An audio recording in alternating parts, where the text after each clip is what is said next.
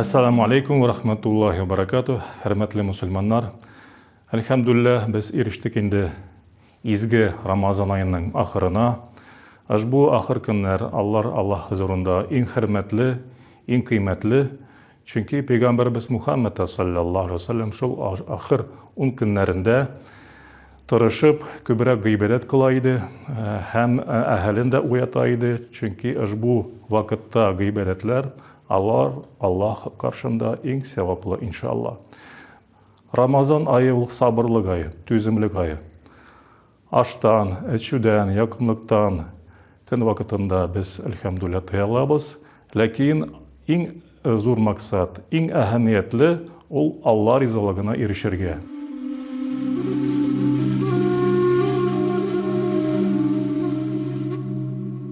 Naçar fikirlerden, naçar gamellerden, tillerimizni, gövdelerimizni, kollarimizni saklayız. Çünkü Peygamberimiz Muhammed sallallahu aleyhi ve sellem aytkan idi. Kim açtan hem içüden tıyılıp naçar gamelni, aldav sözünü taşlamadı, şol kişinin urazasına Allah tili gereksinmi. Şuna göre, hürmetli Müslümanlar, haslab bu ahir günlerinde sağ bulurga gerek, sabırlık görsetirge gerek inşallah, hem kübrek gıybedetler kılırga.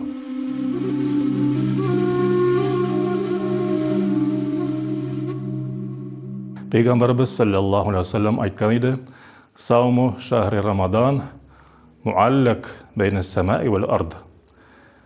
Uraza sevapları kökler bile jirler arasında kala.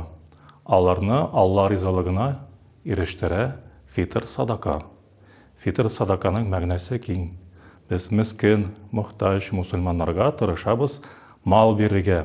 Allah da şatlansınlar. Allah da rizq görsünler.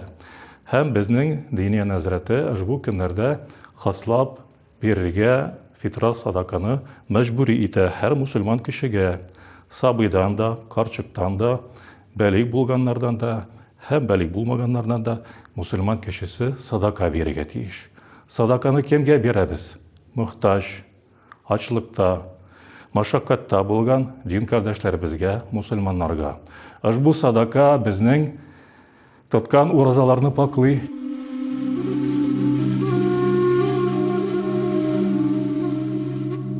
Peygamberimiz sallallahu aleyhi ve sellem bu vakitte haslap, çitleşip dinlerini namazda ütkərəydi məscidlərdə, itikaf kılaydı. Hem eğer de sizde de şunday mümkünlükler bulsa, siz de tırışığız itikaf kılırga. Eğer de inşallah sizge Allah rahmeti boyunca şunday mümkünlükler verilse, haslap bu münekkinlerde. Şulay biz edirlenemiz inşallah bayramga, bayram kiçelerine inşallah.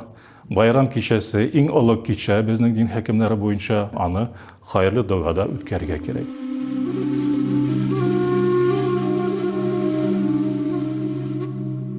Peygamberimiz Muhammed sallallahu aleyhi ve sellem şu ahir günlerinde ezli idi. İnşallah Kadir Kiçesin, Kadir Kiçesi turunda izgi kitapta, Kur'an-ı Kerim'de kelgen has ayetler, anın sevabı min aydan da hayırlırak, hem Peygamberimiz Muhammed sallallahu aleyhi ve sellem bizge vasiyet kaldırdı.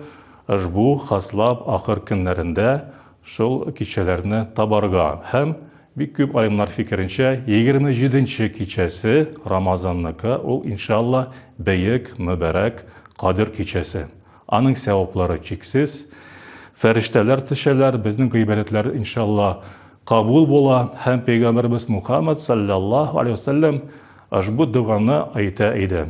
Allahumma inneke afun tuhibbul afwa fa'fu anni. Ya Allah, sen afu etüçülerini yaratasın. Hem meni de gafu et degan Peygamber Muhammed sallallahu aleyhi ve sellem. Hürmetli Müslümanlar, tırışığız bu ahir günlerde gıybetler kılırga, fitra sadakalarını berige haslap, tırışığız inşallah kübrek yakşılıklar kılırga, Allah tile izgi gameller bizni kabul etsin. Amin.